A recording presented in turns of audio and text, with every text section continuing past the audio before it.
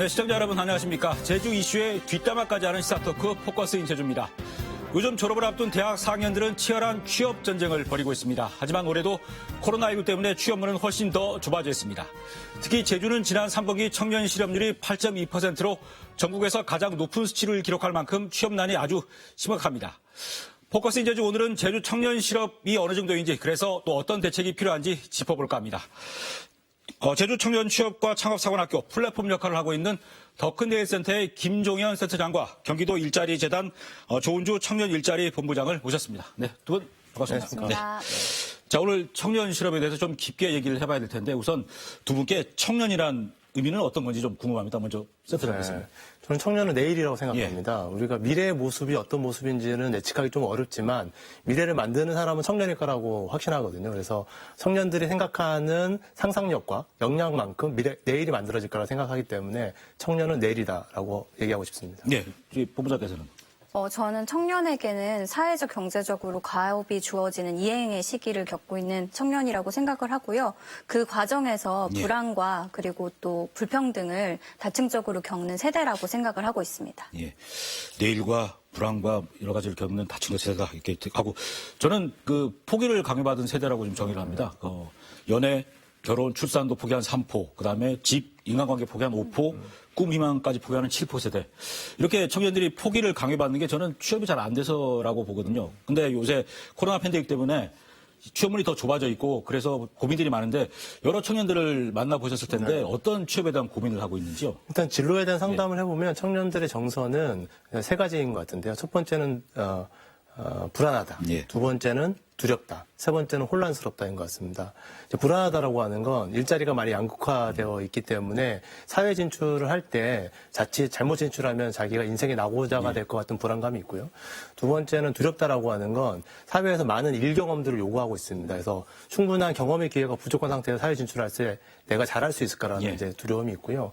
혼란스럽다라고 하는 건 기성세대가 바라보는 일자리의 모습과 청년세대가 바라보는 일자리 모습이 달라요. 그래서 진로를 설정함에 있어서 이런 인식의 간극 때문에 본인의 진로의 좋은 방향이 뭔지에 대한 혼란스럽다를 느끼는 것 같습니다. 불안하고 두렵고 혼란스럽다 이런 얘기를 하시는 거고, 그래도 경기도는 수도권이라서 취업난이 덜할 텐데, 물론 경기도 청년들도 일자리 고민을 많이 하고 있죠. 네네. 지금 경기도 청년들도 사실은 알려진 바에 따르면 고용률도 사실 상대적으로 높고 또 실업률도 낮은 편이라고 알려져 있지만, 사실 청년들이 말하는 괜찮은 일자리, 좋은 일자리는 부족한 실정입니다. 그래서 고용 불안에 대한 문제, 그리고 실질적으로 본인들이 본인의 정체성을 좀 발현시키면서 성장할 수 있는 기업이 많이 없다라는 점에서 저희 수도권 역시도 청년들이 일자리에 대한 고민이 많은 편입니다. 뭐 수도권에 좋은 일자리가 없다 그러면 제주는 이거 뭐 말할 필요가 없을 것 같은데요. 제가 그리고 청년 기본법을 좀 훑어봤거든요. 보니까 19살에서 34살까지를 청년으로 규정하고 있던데, 그러면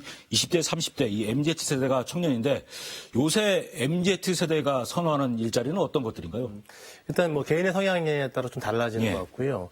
첫 번째는 좀 안정지향형의 일자리를 찾는 분들이 있습니다. 이분들은 이제 공무원이라든가 대기업을 선호하는 경우들이 있고요.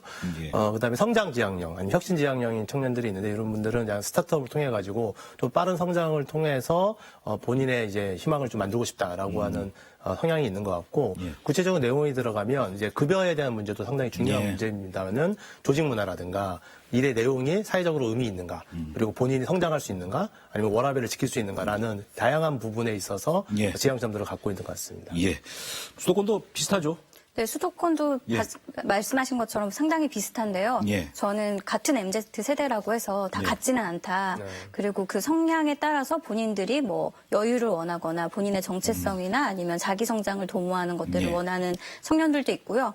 또 반면에 아예 이 취업이 어렵기 때문에 다른 길을 모색하거나 또 틈새 시장을 또 공략하는 청년들도 있어서 상당히 다층적이다라고 말씀을 드릴 수 있을 것 같습니다. 그래서 창업하는 친구들이 많아지는 거군요. 네네.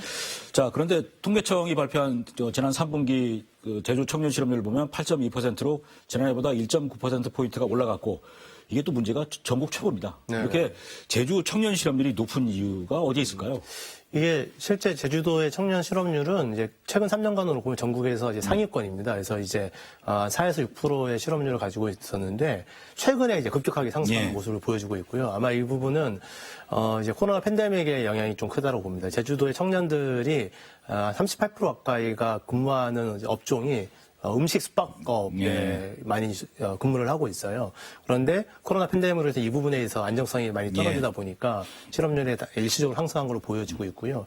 이런 현상을 봤을 때 지역의 산업 구조를 좀 다변화할 필요, 그다음에 변동성에서 이제 좀 강화될 수 있는 좀 혁신지향적인 어떤 이제 기업들의 성장 이런 것들이 좀 더 중요하지 않을까 생각이 들고 있습니다. 지금 전국적으로 코로나가 하루에 7천 명 이상 발생하고 있어서 이 음식 숙박업이 더 위축될 거라서 4분기에는 청년 실업률이 더 높아질 수도 있겠습니다. 그러면 아무래도 이제 제주도 같은 경우에는 관광 산업이 중심이다 보니까 이 변동성이 조금 더 많이 취약한 부분이 있는 거죠. 그리고 대선 여야 대선 경선 과정에 여러 경선 주자들이 지난 4월에 1억서 150장을 써놓고 원룸에서 혼자 숨진 채 발견됐던 청년 얘기를 꺼내면서 일자리 대책을 언급을 할 정도로 지금 청년 실업 문제가 심각한데 수도권에서 전혀 풀릴 기미가 없는 건가요, 그러면? 사실 서울 수도권 같은 경우에는 최근에 그 실업률은 줄어들고 고용률은 높아졌다라는 이제 통계도 나오고 있고 또 경기도만 하더라도 상당히 긍정적인 지표를 보이고 있어서 청신호다라는 이야기를 많이 하는데요. 근데 그럼에도 불구하고 사실은 코로나 팬데믹 영향으로 이제 구직을 단념하는 청년 그리고 장기간 미취업 상태에 있는 청년들이 증가함에 따라서 사실 수도권 같은 경우에도 바로 회복세를 보이기에는 어렵겠다라는 생각이 들고요. 저도 좀 전에 센터장님이 말씀하셨던 것처럼 사실은 이런 문제들을 좀 해결하기 위해서는 단순히 일자리의 그런 양만 늘리는 정책보다는 일자리의 질을 좀 향상시키면서도 청년들이 성장할 수 있는 구조와 그리고 기회를 좀 마련하는 것이 필요하겠다라는 말씀을 덧붙여 드릴 수 있을 것 같습니다. 일자리 양을 늘려야 고용률이 높아지고 일단 정부나 지자체나 자랑할 수가 있어서 그냥 질을 안 따지고 양적으로 지금 일자리가 늘어나고 있는 그런 상황 아닌가요? 네네. 자, 그리고 올해 인구 이동 현황을 제가 보니까 20대 인구만 유독 1,300명 정도 순유출이 됐습니다. 이렇게 그리고 4년 연속 20대 인구만 줄고 있고 대학 진학도 있지만 결국 일자리를 찾아서 청년들이 빠져나가기 때문인 것 같은데 제주에 그렇게 청년들이 원하는 일자리가 부족한 건가요? 일단 이제 제주도의 청년들의 유입과 유출을 보게 되면 2017년까지는 유입량이 순유입이 좀 더 많았는데요. 2018년부터 다시 순유출이 늘어나는 이제 국면들만 보여주고 있습니다. 이제 아무래도 20대에 있어서 이제 일자리의 이슈 아니면 일자리를 얻기 위한 교육의 기회가 수도권에 많이 보장되어 있기 때문에 수도권 유출이 훨씬 더 많아지는 것 같고요. 또 이제 우리 인구 통계상 보면 다른 지역들은 제주도가 훨씬 더 심각합니다. 청년 유출이 훨씬 더 심각해서 지역 소멸까지 얘기가 나오고 있는 상황이고 통계청에서 제주도의 인구에 대한 장기적인 시뮬레이션을 놓고 보면 계속 더 줄어들 거다. 그래서 전체 인구에서 차지하는 비율이 15%까지 줄어들 거라고 예상하고 있는 겁니다. 그렇기 때문에 이 문제를 좀 해결하려면 유입량도 적절하게 우리가 강화되는, 그러니까 안 보내는 것들에 집중한 데보다는 적절하게 받아들이고 적절하게 보내드리는 시스템들을 만들 필요가 있다고 생각이 들고요. 그래서 순유입도 적절하게 관리를 하고 그다음에 유입도 그리고 이제 유출에 대한 청년들의 니즈를 보완하기 위해서는 교육 기회 그다음에 일자리, 그리고 청년들이 원하는 문화가 있는 커뮤니티 이런 것들을 조금 더 강화시킬 필요가 있다고 보입니다. 일자리, 문화 커뮤니티. 하긴 일하면서 즐길 수 있는 공간이 제주가 좀 부족한 면도 있지 않습니까? 그리고 또 문제가 뭐냐면 제주 직장인 급여 수준이 타시 대비해서 상당히 떨어집니다. 지난해 제주 직장인 1인당 월 평균 급여가 어느 정도 되시는지 아십니까? 289만 원이거든요. 전국 최저고 전국 평균의 76%밖에 안 됩니다. 이렇게 같은 직종에서 일하더라도 수도권보다 급여가 낮으니까 결국 청년들이 수도권으로 빠져나갈 수밖에 없는 거 아닙니까?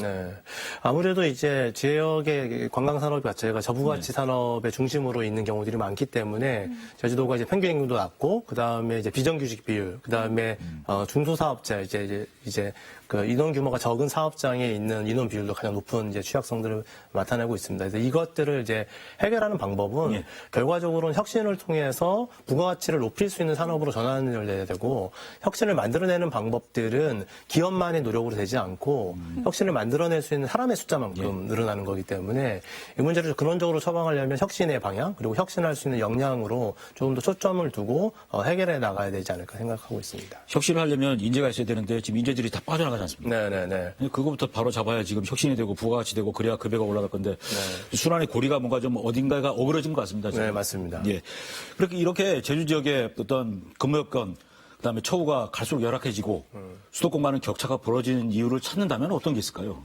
아무래도 경제활동에 따른 총소득의 지역 격차가 워낙 크고요. 그리고 무엇보다도 뭐 몇백억대의 투자를 받는 스타트업이나 또 천억대 이상의 벤처기업 등이 사실은 서울 수도권에 집중되어 있고 그 집중화 현상 자체가 산업시설이나 물리적인 그 기반시설에 있어서의 집약 효과를 또 사실은 노리고 그쪽으로 더 집중되는 경향성을 보이고 있어서 아무래도 제주도에서 또 그 겪고 있는 어려움 그리고 또 지방에서 겪고 있는 어려움의 그 근간 베이스 자체가 그 불평등 양극화를 좀 더 강화시키는 구조를 좀 고착화하고 있다. 그래서 저는 이것을 기업뿐만이 아니라 정부적인 차원에서도 투자라든지 아니면 지원의 측면에서도 좀 지역에 더 투자를 많이 하는 방식으로의 전환을 하지 않는다면 사실은 문제를 해결하기는 상당히 어렵겠다라는 생각을 하고 있습니다. 예.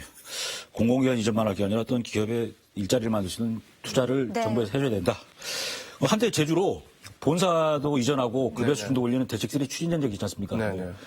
한때 몸담으셨던 다음도 그때 제주에 내놨던 거고 그때처럼 제주의 어떤 기업 환경이 청년들에게 좋은 여건을 제공할 수 있도록 만들 수는 이제는 없는 겁니까, 그러면?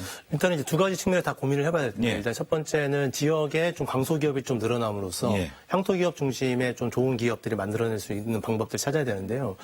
이런 것들을 하려면 이제 아까 말씀했던 것처럼 혁신의 중심으로 혁신을 할 수 있는 기업과 혁신을 할 수 있는 인재를 연결시켜서 혁신을 이제 가속화시킬 수 있는 방법을 찾아야 됩니다. 그래서 이 혁신 기업과 혁신 인재를 연결하는 플랫폼의 형성들이 매우 중요하고요. 또 하나는 이제 최근에 이제 기업들의 근무 형태가 많이 변했습니다. 코로나 팬데믹으로 해서 재택근무도 늘어났고 워케이션이라든가 지방근무의 패턴들도 많이 바뀌었거든요. 그렇다고 하면 이제 제주도가 적극적으로 어떤 완전히 제주도에 정착하는 형태의 일자리뿐만 아니라 제주도를 넘나들면서 일을 할 수 있는 형태의 새로운 이제 지금의 재택근무 형태가 맞는 것들에 대한 일자리들도 저희가 적극적으로 고민함으로써 제주 지역에 좀 핫한 기업, 좋은 기업들이 많이 연관되어 있다라고 하는 것만으로도 좋은 일자리를 만들어주는 좀 토대가 많이 형성될 것 같습니다.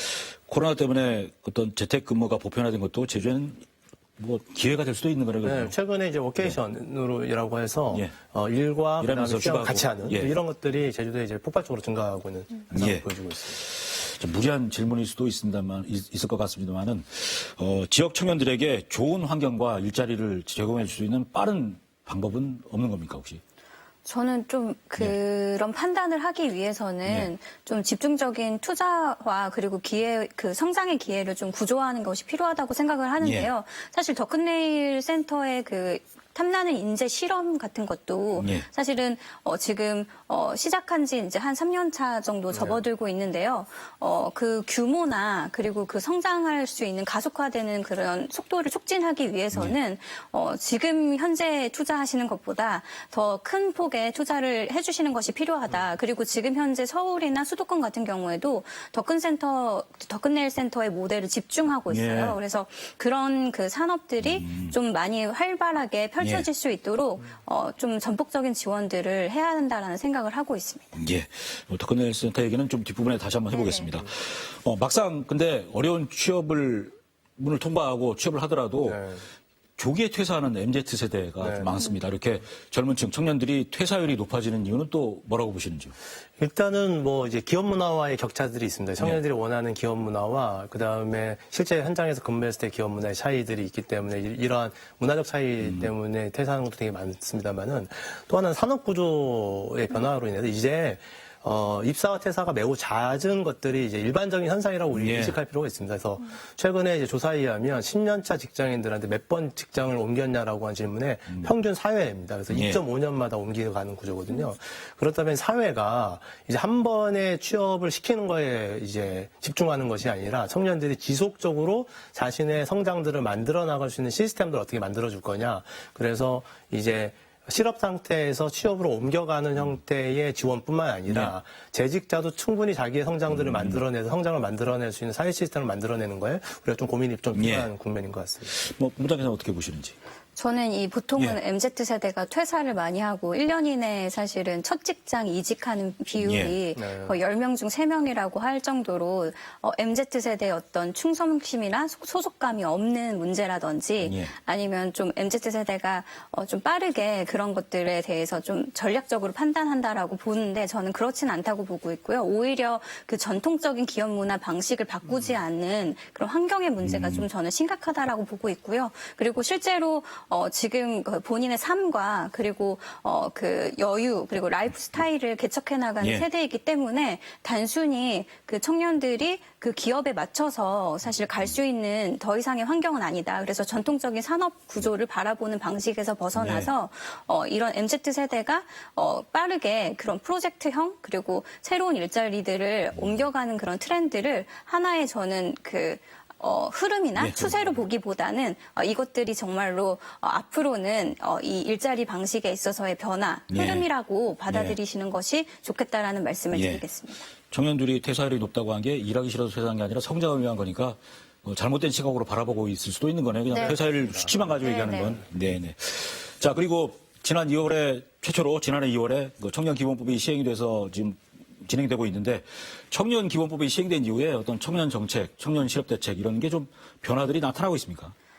아주 느끼시기에 미미하시긴 하시겠지만 그래도 기본법이 제정이 되고 이제 청년 정책 기본 계획이 작년 연말에 수립이 되었습니다. 그리고 그 이후에 정부 부처들이 발빠르게 합동 계획 방식으로 청년 고용 활성화 대책을 발표한다든지 청년 특별 대책을 발표하는 방식으로 지금 새롭게 정부들이 개별적으로 칸막이 행정을 했던 것들을 통합하는 과정에 있고요. 그리고 그 법 제도와 그리고 예산을 만드는 것뿐만 아니라 중앙 정부에도 청년 전담 조직이 만들어지고 있습니다. 그래서 일단은 청년 정책을 추진하는 기반 여건은 만들어진 상태다라고 보여지는데요. 다만 이제 아쉬운 점 중에 하나는 이것들이 이제 중앙 정부 중심으로 거의 24조 원에 한 308개 가량에 해당되는 사업들이 펼쳐지고 있는데 사실은 임팩트 있는 청년 정책이 아직은 발현되지 못하고 있다는 점에서는 좀 아쉬운 점이 좀 있는 상태입니다. 기존 정책 중에 이름만 바꿔서 하는 것도 많죠. 상당히 많습니다. 예. 자, 정부에서는 청년들을 위해서 뭐 일자리, 주거, 복지 이런 여러 분야에 있어서 틀을 잡아놨다. 이제는 잘 갈 거다라고 얘기를 하고 있는데 실제 정부에서 이제 구상하고 있는 청년 정책들이 청년들의 고민을 해결하는 방향으로 제대로 가고 있다고 보십니까? 일단은 그 전보다는 당연히 나아진 것들은 이제 사실인 것 같고는 이제 인정을 해야 될 것 같고 다만 이제 한계들을 조금 더 얘기를 해보면 이제 사람이 몸이 아프면 열도 나고 뭐 오한도 있고 이제 몸살도 있고 두통도 생기잖아요. 그럼 이 증상별로 우리가 처방을 하면 약을 엄청 많이 먹어야 됩니다. 예. 그래서 이제 해열제도 먹이고 이런 건데 실제로는 원인을 정확히 진단해서 원인을 해결해 줘야 되거든요. 그 발병의 원인. 이제 그렇다라고 하면 이제 증상별 대처 방안처럼 백화점식 정책이 아니라 청년들의 건강을 강화시킬 수 있는 방법이 뭘 거냐. 다시 말해서 청년들의 역량과 경쟁력들을 향상시키는 데 집중하는 형태의 좀 그런적인 처방이 필요하고요.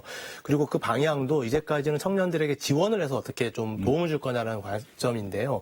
청년을 주체화시켜야 된다. 그러니까 청년이 스스로 이거를 개척할 수 있는 방식의 패러다임의 변화들을 조금 더 적극적으로 할 필요가 있고 마지막으로는 중앙정부가 접근하는 방식과 지자체가 접근하는 방식 중에서 청년 문제만큼은 지자체의 접근 방식이 훨씬 좋습니다. 왜냐하면 지자체는 종합적인 형태의 처방을 내릴 수 있는데 중앙부처는 부처 간 칸막이에 의해서 제한적인 처방을 갈 수밖에 없기 때문에 정책 방향이 조금 더 지자체 중심으로 전환될 필요가 있다고 보여집니다. 네. 중앙정부는 기획만 하고 지자체가 예산을 내려주면 지자체에서 집행을 하는 게 훨씬 효과가 있다. 이 말씀이시네요. 예. 자, 그리고 내년 대통령 선거를 앞두고 대선 후보들이 청년 표심을 잡기 위해서 뭐 청년층을 찾아가서 만나고 여러 가지 일자리 공약을 내놓고 있습니다. 뭐 그러다 보니까 지금 20, 30대 여론조사가 아주 급변동을 하고 있는데 이 대선 주자들의 청년 공약에 대해서는 어떻게 평가하십니까? 사실 기존 그런 대선 주자들의 공약하고는 또 차별점 중에 하나가 기존에는 이제 일자리 정책에만 집중됐다고 하면 최근에는 뭐 주거 정책이라든지 아니면 뭐 부채 문제라든지 청년들이 겪고 있는 그런 다층적인 삶의 불안에 대해서 주목하기 시작했다라는 점에서 저는 고무적이라고 생각을 하고 있고요. 그런 후보들의 어떤 진정성 여부를 떠나서 사실은 청년들을 직접적으로 만나고 또 그 목소리를 수용하기 위한 그런 장들을 좀 많이 만들고 있다라는 점에서 저는 고무적이다 이렇게 보고 있고요. 다만 좀 일자리 정책에서 공약화하다 보니까 아무래도 뭐 100만 개, 200만 개 일자리를 만들겠다 공약은 하지만 실질적으로 청년한테 와닿지 않는 이유 중에 하나는 그 일자리가 아까도 말씀드렸던 것처럼 개수가 중요한 게 아니라 내가 정말 그 일자리 안에서 나의 삶과 그리고 나의 직업 이런 것들을 고려해서 전환할 수 있는 일자리인가 그리고 진입할 수 있는 일자리인가라고 했을 땐 아직도 청년들한테는 좀 가닿기에는 부족하지 않나라는 생각을 좀 하고 있습니다. 저는 뭐 대선 후보들이 내놓은 청년 관련 공약을 보니까 뭐 이전 선거에서 봤던 게 좀 상당수라서 큰 차이를 못 느끼겠던데 혹시 뭐 눈에 띄는 공약이 있던가요? 최근에는 아마 이제 그 소득을 얼마나 지원할 거냐 경쟁들을 하고 있는 것 같아요. 예산 규모에 따라, 그러니까 일자리 숫자에 대한 뿐만 아니라 예산 규모라든가 우리가 이런 지원을 해줄 거에 좀 초점을 두고 있는데 제가 볼 때는 요 방점을 좀 바꿔야 됩니다. 이제 그 청년들은 훨씬 더 미래지향적이고 혁신적이거든요. 그래서 정부가 이런 할 테니까 너희들이 갖고 있는 문제들 해결해 줄 거라기보다는 청년들이 어떻게 혁신적으로 미래하게 갈 수 있는 기반을 만들어 줄 거냐에 조금 더 관심을 둬야 돼요. 그래서 이 보장성을 강화하는 건 되게 중요합니다. 왜 보장성을 강화하는 건 혁신의 근본적인 조건이기 때문에요. 그러면 이제 보장성을 강화하는 것뿐만 아니라 어떻게 청년들이 중심이 되는 혁신성들을 강화해 줄 거냐라고 하는 부분들의 공약이 좀 더 나와줬으면 좋겠다. 그래야만이 이 보장성에 대한 국민적 합의도 이루어질 수 있고 혁신을 통한 성과들에 의해서 보장성이 더 강화되는 선순환 구도도 만들어낼 수 있지 않을까 생각이 듭니다. 자, 이제부터는 좀 더 큰 내일 센터 얘기를 좀 해보겠습니다. 제주 청년 문제에 대해서 오랜 고민 끝에 지난 2019년 9월에 더 큰 내일 센터가 문을 열었습니다. 뭐 제주 청년들을 위한 뭐 취업, 창업, 사관학교, 플랫폼 역할을 하고 계신데 구체적으로 어떤 지원을 하고 있는 겁니까? 저희들은 이제 청년의 일자리 문제를 해결하기 위한 정책들을 하고 있는데요. 저희들은 청년들이 이행기에 소득에 대한 문제, 그러니까 생계를 유지해야 되는 문제, 그다음에 교육에 대한과 일 경험의 문제, 그리고 사회 진출할 수 있는 이제 지원, 이것들을 이제 통합적으로 관리한다는 측면에서 제주형 일자리 보장제라고 하는 이제 이야기를 하고 있고요. 다만 이 소득을 보장하고 교육과 일자리에 대한 지원들을 통합적으로 하려면 좀 많은 예산들이 이제 투입될 수밖에 없기 때문에 청년을 보편화할 수는 없고 매년 한 150명의 청년을 선발된 청년에 한해서 집중적이고 맞춤형 지원을 하고 있다라고 보여줄 수 있습니다. 좀 특성 중에 하나는 저희들은 이제 단순히 이제 지원에 그치지 않고 청년들이 혁신적인 활동을 할 수 있는 역량의 문제라든가 경험의 기회 같은 것들이 조금 더 주목함으로써 조금 더 이제 혁신지향적인 모델로 전국적으로 이제 주목받고 있는 것 같습니다. 제주 청년들이 일자리를 찾거나 만들 수 있도록 지금 제주형 일자리 보장제, 청년 보장제죠. 일자리 보장제를 하고 계신데 그동안 뭐 눈에 띄는 성공 사례도 좀 있지 않습니까, 그럼? 일단은 이제 저희들이 그 취창업 성공률을 보면 74% 정도의 취창업 성공률을 좀 보여주고 있고요. 그 다음에 이제 창업의 숫자도 상당히 많고 창업한 분들이 투자에 취하는 이제 숫자도 20억이 넘어가는 등 상당히 이제 고무적인 현상들을 이제 보여주고 있습니다. 더욱 좀 이제 주목해야 되는 것들은 기업들의 반응인데요. 우리가 많은 기업들에게 많은 이제 사업에 대한 지원 아니면 이제 다양한 이제 기업 지원제들이 발달하고 있는데 기업들을 만나보면 또 가장 중요한 기업 지원은 좋은 인재입니다. 좋은 인재가 와야 기업이 성장할 수 있는데 지금 향토 기업들이 저희 청년들을 바라보는 눈이 많이 좋아졌어요. 그래서 저희 청년들 때문에 회사가 훨씬 더 성장할 수 있었다는 얘기들을 많이 주어주고 있어서 지역 기업들한테 많이 도움이 되는 기업 지원 서비스에서도 좋은 모델이 아닐까라고 생각하고 있습니다. 자, 이 청년들의 일자리를 책임지는 게 청년 보장제 않습니까? 그래서 지금 전국에서 시행이 되고 있는데 타 시도의 청년 보장제와 비교할 때 더 큰 내일 센터에서 운영하는 이 제주형 일자리 보장제가 충분한 실업 대책이 되고 있다고 보시는지요? 저는 좀 충분하다고 생각하고 예. 있고요. 사실은 다른 데도 보장제라는 명칭을 쓰고 있긴 하지만 사실은 그걸 융합해서 네. 정책 설계를 하고 있지는 않습니다. 예를 들면 경기도 같은 경우도 청년 기본소득을 저희가 추진을 하고 있지만 기본소득은 소득대로 추진을 하고 있고요. 청년들이 또 취창업 역량을 강화하기 위해서는 또 다른 정책을 찾아서 또 본인들이 발품을 팔지 않으면 그것들을 연결하기 어려운 예. 구조를 갖고 있습니다. 근데 제가 더큰네일 센터를 주목하는 이유 중에 하나는 그 프로젝트 베이스 러닝이라고 PBL 방식으로 사실은 동료 학습을 통해서 본인들이 그 지역의 어떤 자원 그리고 기업하고 연계해서 향토 기업하고 연계해서 그런 프로젝트를 수행하는 과정에서 창업을 할 수 있는 예. 기회를 엿볼 수 있도록 그 교육 과정을 너무 잘 설계했다라는 예. 점이고요. 두 번째는 그 보장제라는 단어에 맞춰서 사실 소득을 보장해 줌으로써 청년들이 경제 활동에 사실 매몰돼서 생계로 인해서 권리를 예. 포기하는 경우가 많은데요. 그런 것들을 보장해 주면서 사실은 2년 동안에 본인의 자기 실험 예. 그리고 지역을 활성화하는 실험을 할 수 있는 기반 구조를 가지고 있다는 점에서 저는 제주도를 넘어서 다른 지역에서도 예. 이 정책을 좀 세일즈하셔서 판매를 예. 하시면 네, 네. 어떠실까라는 생각을 가지고 있을 정도로 매우 주목하고 있는 모델입니다. 뭐 이런 모델들을 지금 배치마킹을 해보실 생각이 있으신 건가요? 그러면? 이미 많이 사례 탐구를 하고 있고요. 예. 사실은 지금 과기정통부만이 유일하게 중앙정부에서 프랑스 에콜 40이라는 그 모델을 착용해서 서울 40이라는 그 이노베이션 아카데미를 하고 있는데요. 예. 저는 그 프랑스에서 사올 것이 아니라 제주도의 모델을 전국으로 예. 확산시키는 게 필요하다라고 보고 있습니다. 네네. 물론 제주가 지금 더큰네일 센터가 잘하고 있다고 하시는데 다른 지방에서 운영하고 있는 어떤 청년 지원들 사업들 가운데 제주에도 한번 도입을 했으면 좋겠다 싶은 사업도 있지 않을까요, 그럼? 살포시 저희 경기도 예. 사업을 좀 전달해 예. 드린다고 하면 아까 말씀드렸던 것처럼 사실은 그 청년들이 아무리 혁신을 일으켜도 그것들을 기업이 또 발견해주고 또 수용하지 않으면 안 되는 예. 구조를 갖고 있어서 기업도 그런 청년들의 혁신 과정을 같이 지켜보고 예. 또 청년들의 그런 혁신성을 가지고 기업을 발전시킬 수 있다라는 측면을 좀 결합하는 방식이 저는 되게 예. 중요하다고 생각하는데요. 저희가 일자리 매치업 사업을 하는 데 있어서도 그런 프로세스를 도입해서 기업이 실질적으로 청년의 능력과 그리고 청년들의 그런 창의성을 좀 발견할 수 있는 시간을 좀 저희가 벌어주고요. 그리고 그 과정에서 실질적으로 고용을 예. 구조를 가져갈 수 있는 예. 저희가 기간을 보장해주고 있습니다. 그래서 인건비를 한 3개월, 4개월 정도 보장을 해주고 고용을 유지할 수 있도록 좀 예. 지원을 해주고 있거든요. 그래서 그런 측면에서 좀 저희 모델도 더 결합을 한다고 한다면 더큰네일 센터의 모델이 발전되지 않을까라는 생각을 예. 갖고 있습니다. 자, 그리고 더큰네일 센터에서 지금 2년 교육과정 운영하고 네. 계시나요? 근데 제가 듣기로는 중간에 퇴사하는 분들도 좀 있고 그리고 실제 교육과정을 마치더라도 취업이나 창업에 성공하는 사례가 한 절반 정도밖에 안 돼서 이 취업 창업 플랫폼으로서의 어떤 한계가 있는 거 아니냐 이런 지적이 솔직히 있지 않습니까? 네네.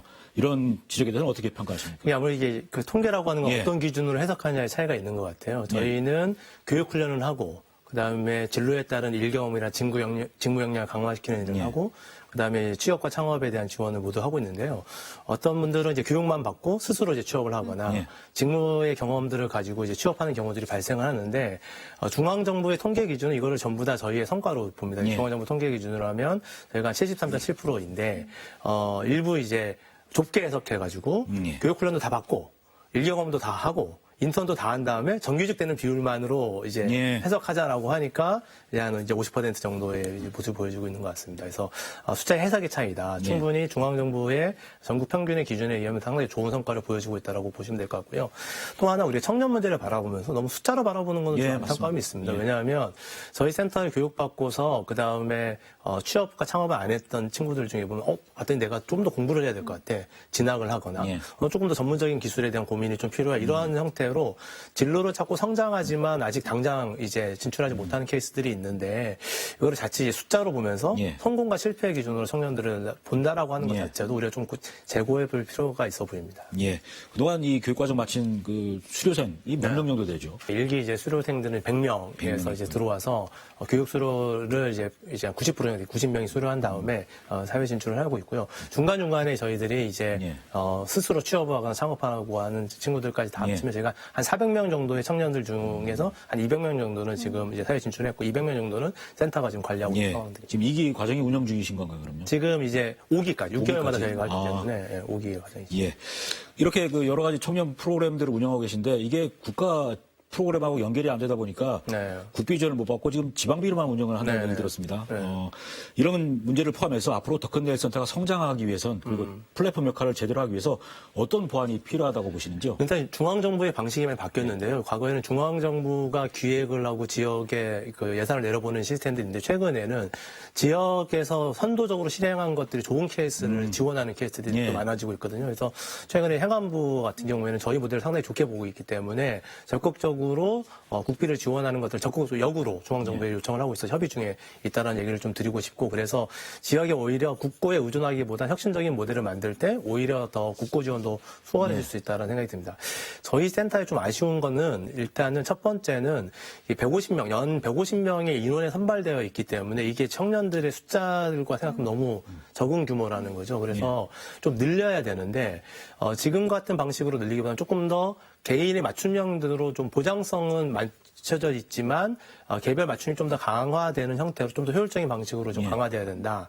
그리고 이제 구직자만을 중심으로 하는 것들이 아니라 재직자 중심의 어떤 교육 훈련도 좀 고민을 해야 된다. 이런 식으로 현재의 모델들을 어떻게 확산하고 더 많은 청년들에게 갈 수 있게끔 할 것인가에 대한 고민들이 필요한 시점인 것 같습니다. 예.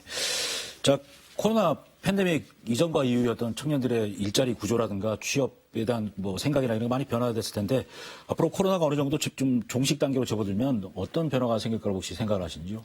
저는 갑작스러운 질문입니다만. 코로나가 종식된다 하더라도 그 여파나 후유증은 저는 좀 남아 있을 것으로 좀 보여지고 있고요. 그렇기 때문에 그 코로나 회복 속도에 따라서 그 청년의 일자리 정책을 판단하거나 또 손쉽게 그런 정부의 지원 대책을 철회하는 방식은 저는 좀 판단 미스라고 보고 있고요. 사실은 ILO 사무총장이 봉쇄 세대라고 락다운 세대라고 표현을 하면서 예견을 했던 게 현실화되고 있잖아요. 그래서 회복기라 하더라도 저는 그 코로나 상황에서 사실은 장기 미취업했거나 또 본인이 일 경험을 하지 못했거나 또 사회 관계에 있어서 또 단절이나 고립 상태에 있었던 청년들을 다시 사회로 진출하기 위한 전략을 모색하는 것이 되게 중요하겠다라는 생각을 하고 있고요. 뭐 BTS 얘기 갑자기 꺼내면 좀 이상하긴 한데 BTS가 사실은 웰컴 세대라고 웰컴 제너레이션이 되기 위해서는 그들이 스스로 이런 위험 사회적인 위험이라든지 아니면 불안을 해소할 수 있도록 그들에게 주도권을 주고 또 그들에게 지지를 보내야 된다라고 얘기를 했었잖아요. 그런 것처럼 저도 코로나 이후에 그 사태 상황에서는 중요한 것은 좀 청년들을 믿고 지지하고 또 그런 청년들이 성장할 수 있는 구조에 대해서 단시간에 경기가 회복됐다고 해서 그 정책을 회수하거나 하는 것들은 좀 되도록이면 자제해 주시는 것이 필요하지 않을까라는 생각을 좀 갖고 있습니다. 팬데믹 상황에 진행된 청년 정책들을 구체시키지 말고 계속 유지를 시켜야 된다. 자, 더 큰 데이센터에서 어떤 취업이나 창업의 꿈을 키우고 싶은 청년들이 있을 거지 않습니까? 어떻게 하면 함께 할 수 있나요? 저희는 이제 6개월마다 선발을 하고 있습니다. 보통 1월에 공고를 해서 이제 2, 3월에 면접을 거쳐서 4월부터 교육이 시작되고 그다음에 7월에 공고를 해서 8월에 9월에 선발이 돼서 이제 10월부터 교육하는 과정들이 있기 때문에 75명 선발하고 있기 때문에 그에 맞춰서 저희에게 지원하면 되고요. 지원을 하고 난 다음에 저희들이 면접 과정을 통해서 선발을 하고 있습니다. 지금은 이제 한 4대1에서 5대1 정도의 경쟁. 면접까지 보시는군요. 네. 거의 입사에 준하는 형태의 면접 과정들을 보고 있어서 자기 진로에 대한 자기 소개서, 그다음에 향후 자기가 센터를 통해서 어떠한 것들을 하고자 하는 것들에 대한 계획이 좀 명확한 친구들을 중심으로 선발을 하고 있습니다. 예, 알겠습니다. 자, 마지막으로 이 청년들이 겪는 문제는 청년들 스스로 풀 수가 사실 없는 거지 않습니까? 그래서 결국 지역사회나 국가가 끌어안아서 대책을 내놔야 될 텐데 어떤 지원과 관심이 필요하다고 보시는지요? 저는 조금 더 제주도에 왔으니까 제주도에서 좀 집중하셨으면 좋겠다고 생각하는 걸 하나 말씀드리고자 하는데요. 사실은 아까 말씀드렸던 것처럼 전국 대비 평균 임금이 제주도가 낮다고 했잖아요. 근데 사실은 그런 측면에서 보면 사회적 임금 보조에 대해서 저희는 유럽이나 다른 나라에 비해서 정책이 매우 약한 것 같습니다. 사실 경기도 같은 경우에는 임금 보충적인 지원 제도로서 분기별로 60만 원씩 지원하고 2년 동안 한 400 380만 원의 그 지원을 해서 청년들이 그 일자리 안에서 임금 격차 문제로 인해서 겪는 문제 그리고 또 복리후생적 측면에서는 청년 복지 포인트를 지원하는 방식으로 해서 그 복리후생의 격차를 해소시키기 위해서 지원을 하고 있거든요. 최근에 그 광주형 일자리 캐스퍼 같은 경우도 사회적 대화를 통해서 저희가 상생 모델을 만든 걸로 알고 있는데 단순히 기업만 그 일자리를 늘리고 임금을 낮춘 것이 아니고요. 임금을 낮추는 대신 그것에 대한 뭐 주거, 의료 그리고 교육에 대한 사회적 임금 보충에 대해서 광주시가 역할을 할 것을 요구하고 광주시가 받아들여서 사실은 진행한 것입니다. 그래서 제주도에서도 만약에 시행을 한다고 한다면 저는 그 사회적 임금에 대한 트랙도 같이 한번 해주신다면 격차에 대해서도 완화시키면서 혁신 모델을 만들어갈 수 있지 않을까 싶습니다. 일단 제주도도 이제 다른 지역보다 되게 선도적으로 해당 내용들을 진행하고 있습니다. 그래서 청년들이 재직 기간 동안 일정 정도에 대한 이제 그 통장에다가 저축을 하면 그 이상을 기업과 지자체가 이제 보존한 형태들을 이제 하고 있고요. 아마 제주도가 가장 많은 양을 가장 선도적으로 시행한 부분들은 있습니다. 근데 조금 더 이제 조직 문화라든가 기업의 복리후생자라고 하는 것들에 대한 고민들을 조금 더 우리가 좀 할 필요는 있어 보이긴 합니다. 예. 뭐 어떤 지원과 관심이 필요하다고 보시죠? 저는 이제 청년들에게 좀 가장 중요한 거는 저는 사회적인 관심과 지지의 구조라고 봐요. 그러니까 이게 청년들의 지금 최근에 문제들을 저는 보면 매우 자신감이 떨어지고 불안감이 있는 것들인데 이게 사회가 이 청년들을 지지하고 응원하고 있다라고 하는 충분한 신호들을 좀 보여줘야 되거든요. 근데 계속 이제 불안은 더 가속시키고 청년들에게 열정표를 강요하면서 더 높은 혁신들만을 만들어내면서 이것들을 더 가속화시키는 사회 분위기를 좀 우리가 좀 해소해야겠다라는 생각이 있고 이러한 부분들에 대해서 우리가 조금 더 관심을 가져야겠다라는 생각이 있습니다. 오늘 두 말씀 잘 들었고요. 앞으로도 이 청년들의 일자리를 찾아서 도움을 주는데 큰 힘 좀 보태주시기 바랍니다. 오늘 감사합니다. 네, 감사합니다. 감사합니다. 네.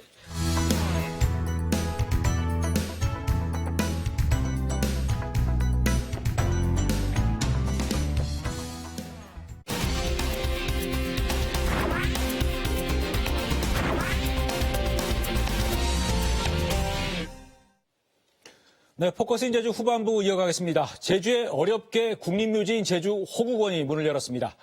제1호 안장자는 6.25 전쟁에 참전했다 전사한 후 뒤늦게 유해가 발굴돼서 71년 만에 가족품으로 돌아온 고 송달선 하사였습니다. 가족묘지나 충원묘지에 모셔야 했던 많은 참전용사와 국가유공자들도 제주 호국원으로 이장이 될 예정입니다. 하지만 국립묘지가 아니라 아직도 6.25 전투 현장에 묻힌 채 유해도 찾지 못한 6.25 전사자가 적지 않습니다. 국방부 유해발굴 감식단의 허욱구 단장과 자세한 얘기 나눠보도록 하겠습니다. 네, 나와주셔서 감사합니다. 예, 네. 안녕하십니까. 먼저 국방부 유해발굴 감식단이 언제 생긴 거고 어떤 일을 하시는 그 조직인지 간략한 소개를 부탁드리겠습니다. 예, 저희 유해발굴 감식단의 먼저 임무가 6.25에 참전하셔서 전사하신 분들을 발굴을 해서 그분들을 가족의 품으로 돌려드리고 최종적으로는 국립묘지에 안장하는 게 저희 임무입니다. 이 일은 2000년도에 6.25 전쟁 50주년을 기념하는 사업으로 한시적으로 시작을 했다가요. 국민적인 어떤 호응이 대단히 높은 것을 감안해서 2007년도에 국방부 예하부대로 창설이 돼가지고 영구적인 국가 사업으로 좀 진행하고 있습니다. 한 15년 정도 유해 발굴 사업을 하셨는데 그동안 찾아낸 6.25 참전 전사자 유해가 몇 구 정도나 되시는지요? 예, 저희가 지금까지 이제 찾아낸 유해는 만여 구가 되는데 6.25 때 전사하신 분들이 약 16만여 분 되십니다. 그중에서 3만여 분은 국립묘지에 모셔져 있는데 나머지 분들이 이제 이름 모를 산하에 묻혀 계셨던 분들이거든요. 그래서 그분들을 지금 저희가 발굴을 해서 만여 분 발굴을 했고 그분들의 유가족의 시료는 약 5만 3천여 분을 지금 확보를 했습니다. 그리고 그 중에서 이제 송달선님처럼 신원 확인되신 분은 180명이 되겠습니다. 발굴될 유해 중에 뭐 당시 중공군도 참여해서 뭐 중공군 유해 같은 것도 상당히 많이 있을 수 있겠네요, 그러면. 예, 저희가 국군 유해나 유엔군 유해를 발굴하지만 발굴하는 과정에서 이제 중국군의 유해가 나오면 인도주의적인 측면에서 중국에 매년 송환을 해주고 있습니다. 유해 발굴 감식단에서 이 유해를 발굴하면 가족품으로 돌아오기까지 어떤 과정들을 거치게 되는 겁니까? 예, 크게 보면 4단계로 진행이 됩니다. 조사, 탐사, 발굴, 그다음에 감식 및 유전자 진행, 그리고 이제 후속 조치 순으로 이루어지는데요. 먼저 이제 전투 기록을 분석을 해가지고 참전용사나 지역 주민의 제보를 받아서 어느 지역을 발굴할 건가를 선정을 하게 됩니다. 예. 지역이 선정이 되면 야전부대 장병들과 함께 발굴을 하게 되고 발굴된 유해는 저희 유해 발굴단으로 모시고 와서 예. 전문가에 의해서 정밀 감식 및 유전자 분석을 해서 실혼이 확인되면은 유가족 댁에 방문해서 기한 행사 및 현충원에 안장식을 하는 순으로 대략 진행이 됩니다. 예. 현재 뭐 여러 지역에서 유해 발굴이 진행되고 있을 것 같은데 어느 지역에서 뭐 작업들이 계속되고 있습니까? 아시다시피 이제 6.25라고 하는 게 한반도 전 지역에서 이루어졌지 않습니까? 네. 그래서 저희 나라 전 국토가 격전지라고 보시면 되고요. 대략적으로 저희가 찾아야 될 유해가 남한 지역이 대략 한 8만여 분 되고 비무장지대가 10,000분, 그리고 북한 지역이 약 35,000분 정도 예. 됩니다. 그래서 70년 동안 이분들이 이제 이름 모를 산하에 묻혀 계시기 때문에 매년 저희가 40개 지역에 약 연인연 10만여 명의 장병이 투입을 해서 예. 지속적으로 발굴 작업을 하고 있습니다. 예. 근데 아무래도 그 치열한 전투 현장이다 보니까 그 유해 발굴 현장이 대부분 뭐 고지대도 많을 것 같고 그렇습니다. 뭐 지뢰나 불발탄이 있을 수도 있는데 어려움도 상당히 많겠습니다. 그러면 뭐 여러 가지 어려움이 없는 건 아닙니다. 예를 들어서 저희가 통계적으로 보면 그 200 내지 300개 개인호를 파야 한 구 정도 나오는 꼴이 되고요. 또 어떤 경우에는 뭐 설악산이나 지리산 같은 데는 2-3시간 걸어서 올라가 가지고 발굴해야 되는 지역도 있고요. 또 탐사하는 팀 같은 경우는 장비를 휴대하고 산을 타야 되는 문제도 있고, 또 최근에 비무장지대에는 방탄 조끼와 방탄 헬멧을 착용하다 보니까 지뢰 때문에 그런 거. 약 30kg나 되는 것을 착용한 상태로 폭염이나 혹석에도 발굴을 해야 되기 때문에 다소 그런 애로사항은 있지만 그것보다는 호국 영령을 찾아야 된다는 어떤 사명감이 크다 보니까 다 극복하고 잘 수행하고 있습니다. 지금 뭐 남북 관계가 경색 상태인데 지금도 비무장지대에서 발굴이 진행되고 있습니다. 올해까지 화살머리 고지에서 3년을 했고요. 올 후반기부터 이제 백마고지로 이전을 해서 앞으로 향후 한 3년간 발굴을 지속할 예정에 있습니다. 예. 백마고지 전투는 제주분들도 많이 참전을 하셨던 걸로 저는 알고 있습니다. 네, 그렇습니다. 꼭 찾아주셨으면 좋겠습니다. 열심히 하겠습니다. 그동안 유해 발굴 쭉 해오셨는데 혹시 제주 출신 6.25 전사자 유해도 확인된 게 혹시 있는지요? 그러면 지금까지 총 3분이 되셨는데요. 2003년도에 한 분이 되셨고 올해 이제 강성기님하고 이번에 10월달에 실현하게 되신 송달서님 해서 총 3분이 제주도 지역에서 실현하게 되셨습니다. 예. 그리고 지난 10월 말에 지금 말씀하신 제주 출신 송달서 나사 유해를 가족품으로 71년 만에 돌려주셨는데 송달서 나사 유해는 어디서 어떻게 발굴이 된 건가요? 그분의 유해는 2011년도에 60년 만에 후배 장병들에 의해서 발굴이 됐는데요. 설악산 한 1300고지의 어떤 칼날 능선에서 발굴을 해서 발굴이 됐습니다. 거기를 가려면 백담사에서 4시간 반을 걸어 올라가서 2시간 발굴하고 내려오는데 발굴 당시에는 그 당시에 그 지역에 이제 바위로 된 그 동굴 지역에 그분의 유해가 있었고 확인해 보니까 완전 유해로 발굴이 됐습니다. 안 되고. 그 안에 뭐 전사니까 뭐 동료 장병들이 일단 시신을 보관해도 나중에 찾아오려고 거기다. 저희도 그럴 거라고 이제 판단을 했습니다. 아마도 이제 전사하시고 나서 다시 모시고 올 목적으로 임시로 동굴에 넣어놨는데 그 이후에 아마 그런 상황이 못 돼갖고 계속 계시다가 60년 만에 발굴이 된 겁니다. 그 발굴 현장까지 올라가는데 4시간이면 실제 거기서 작업은 뭐 1-2시간밖에 못하고 다시 내려와야 되는 거 아닌가요? 그러면? 그런 어려움이 있기 때문에 이제 그런데 어려움이 있지만 또 그런데 안 갈 수가 없기 때문에 매년 그런 것도 저희가 발굴을 하고 있습니다. 송달서 나사하고 같은 뭐 제주 출신 참전 용사들이 충분히 있었을 것 같은데 거기서 유해 발굴이 완전히 끝난 건가요? 그 지역에서는 그러면? 지역별로 계속 완전히 되면 또 옮겨 다니기 때문에 계속 그런 지역도 매년 하고 있습니다.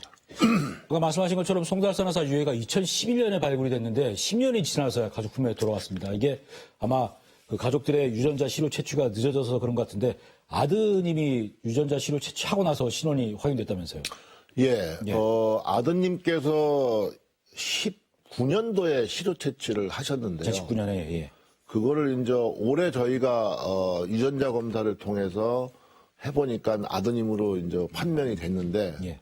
실효 확인돼서 이제 가족들하고 연락을 해보니까 안타깝게도 이제 그분께서는 작년에 돌아가셨게 됐고요. 그러나 이제 거기에 며느리분이나 손자분도 계셨고 예. 또 전사자분의 동생분이 지금 90이 넘으셨는데 또 생존에 계셔가지고 예. 같이 계셨습니다.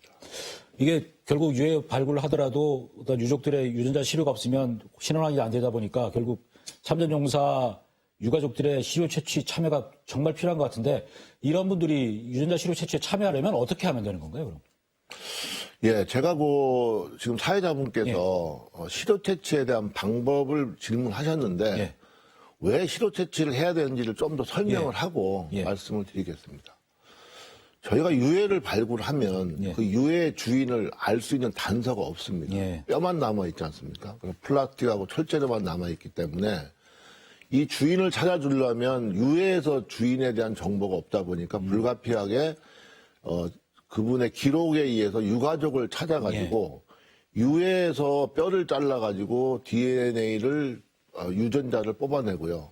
또 유가족의 타액을 뽑아가지고 유전자를 뽑아내서 그것을 과학 기술로 분석을 하면 아버지와 아들 관계, 삼촌과 조카 관계가 나오기 때문에 그래서 저희는 이제 발굴은 저희가 하지만 국민 여러분들께서 유가족 시료 채취를 해야만이 송달선님처럼 아버지를 찾을 수 있다. 이렇게 되는 거거든요.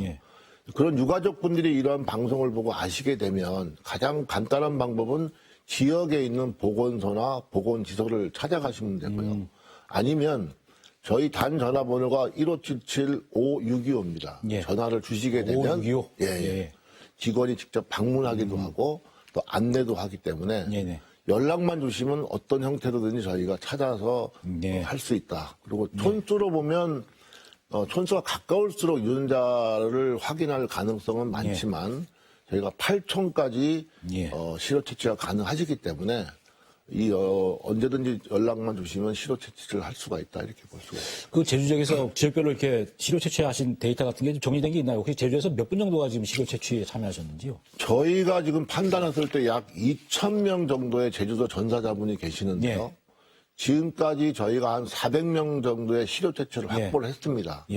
그래서 앞으로 저희가 판단했을 때 한 1,600명 정도의 제주도에 그 당시의 기록에 주소지를 둔 분이 계시기 때문에 많은 분들이 아직도 모르는 상태로 생활하고 계시다. 이렇게 판단하고 있습니다. 시료 채취가 400명밖에 안 돼 있으니까 시료 채취를 더 했을 경우에 이미 발굴된 유해 가운데도 충분히 제주 출신 전사자 유해가 있을 수도 있는 거네, 그럼요. 그렇습니다. 예. DNA 자료에는 유해 DNA에 유가족이 없어서 실현하기 안 되는 경우도 있고요. 유가족은 있는데 유해를 발굴하지 못해서 DNA가 맞지 않는 경우도 있기 때문에 일단 유가족의 그 DNA가 확보가 많이 된다면 현재까지 발굴된 유해하고 비교를 하면 신원 확인이 될 가능성이 더 많아지게 됩니다. 자, 국립묘지인 제주 호국원이 문을 열었고 거기 1호 안장자가 국방부 유해발굴 감식단에서 유해를 찾아낸 송달선 하사가 안장이 됐습니다. 1호로. 다른 참전용사 안장식 같은 데도 참석은 해보셨습니까? 그렇습니다. 그런데 이번에는 호국원이 개원하면서 1호 안장이다 보니까 좀 느낌이 다르셨을 것 같은데 어떠신가요? 네, 좀 느낌이 다른 부분이 있었습니다. 왜냐하면 지금까지 6.25 전사자분들은 서울이나 대전 국립현충원에 안장을 했습니다. 근데 제주도는 이제 저가 와서 보니까 지리적인 여건 등으로 인해 가지고 그런 국립묘지에 안장되실 분들이 안장되지 못하는 안타까운 사정이 생겼는데요. 이번에 이제 제주도에도 가장 그 최고의 예우를 다하는 국립묘지가 이제 개원이 됨으로 인해서 그 국가를 위해서 희생하신 분들을 잘 모셔서 영면할 수 있는 그런 계기가 됐다고 하는 것이 참 의미가 있었다라고 생각이 됩니다. 제가 알아보니까 그 제주에 국립묘지가 없다 보니까 가족묘지나 뭐 일반 묘지, 추모묘지에 묻히신 참전용사, 국가유공자가 한 4,000명 정도 되신답니다. 이분들이 호국으로 이장을 하실 텐데 이제서야 나라에서 대우를 좀 제대로 된 대우를 하는 거 그런 게 되는 거 아닌가요? 그러면? 그렇습니다. 그래서 그렇게 개원이 되고 나서 상징적으로 송달선님이 1호 안장자로 됨으로 인해서 정말 6.25 전사하신 분을 국립묘지에 모신다고 하는 상징성도 있고요. 앞으로도 그런 분들을 다 모아가지고 이장을 하게 되면 좀 더 국가로는 최소한의 도의를 다하고 유가족들한테 좀 성의를 다한다 이렇게 볼 수가 있을 거예요. 이 제주원이 묘지가 5,000, 그다음에 납골당이 5,000개에서 10,000분을 모실 수 있게 조성됐는데 전국에 국립묘지가 한 10여 군데 있는 것으로 알고 있습니다만 여러 군데 다녀보셨죠? 그렇습니다. 다른 국립묘지하고 비교할 때 제주 호국원이 어떻게 잘 조성이 된 건가요? 제가 그 12번째 국립묘지로 알고 있는데요. 네네. 특히 이제 요번은 제주도 호국원은 다른 데하고 다른 것은 예. 참전 유공자 또는 독립 유공자, 민주화 유공자들을 국립묘지에 통합해서 예. 하는 최초의 국립묘지라고 알고 있고요. 네네. 제가 현장에도 가봤지만은 이 한라산 자락 아래에 자연 경관과 어우러져 가지고 주변에 하여튼 조화를 잘 이루었기 때문에 예. 상당히 아름다운 곳에 자연과 조화된 국립묘지가 형성이 돼서 앞으로 아마 상당히 제주도민들로부터 사랑을 받지 않을까 이런 생각입니다. 예. 시설도 잘 돼 있는 편입니까? 그렇습니다. 예. 잘 만들어진 것 같습니다. 예. 자, 마지막으로 앞으로 참전용사 유해 발굴 사업은 어떻게 해 나가실 계획이시고 또 어떤 관심이 필요하신지 정리 말씀 좀 부탁드리겠습니다. 국가는 국가를 위해서 예. 희생하신 분들을 끝까지 한 분까지 찾아내는 게 국가의 책무라고 생각을 하고요. 예. 저희는 그렇기 위해서 끝까지 노력을 할 것입니다. 그러기 위해서는 저희가 국민 여러분께 한 가지만 당부드릴게 앞서 말씀드린 대로 나의 아버지 또는 삼촌을 찾기 위해서는 국민 여러분들이 시로테치에 동참을 해야 된다고 하는 부분입니다. 그래서 이 방송을 혹시 보시게 된다면 시로테치에 적극 참여하시게 되면 아마도 전사자분을 반드시 찾을 수 있다라고 말씀을 드리고 당부 말씀을 드리고 싶습니다. 네. 오늘 말씀 잘 들었고요. 국방부 유해 발굴 사업에 대해서 좀 많이 알게 됐습니다. 앞으로도 더 많은 참전용사 찾아서 가족품으로 돌려주시 부탁드리겠습니다. 아유, 감사합니다. 감사합니다. 예. 네, 지난해 12월 제주도 내 코로나19 누적 확진자가 처음 세 자릿수인 340명이나 발생하면서 잔인한 12월로 기록됐습니다. 올해 12월도 연일 무더기로 확진자가 추가되면서 또다시 잔인한 12월로 기록될 조짐을 보이고 있습니다. 상황이 심각해지자 제주도와 도의회는 어렵게 시작한 단계적 일상 회복을 후퇴시킬 수는 없고 10대 학생 접종과 어르신 추가 접종이 확산세를 잠재울 대안이라는 담화문을 발표했습니다. 그동안 정부와 방역당국이 시키는 대로 백신 접종을 하고 사회적 거리두기를 했던 건 헛수고였던 겁니다. 백신 사고를 걱정하며 접종을 하게 될 학생과 어르신들의 참여가 이번엔 헛수고가 되지 않도록 추가 보완 대책이 반드시 마련돼야 한다고 감히 생각을 해봤습니다. 네, 포커스 인제주 오늘은 여기서 마치겠습니다. 고맙습니다.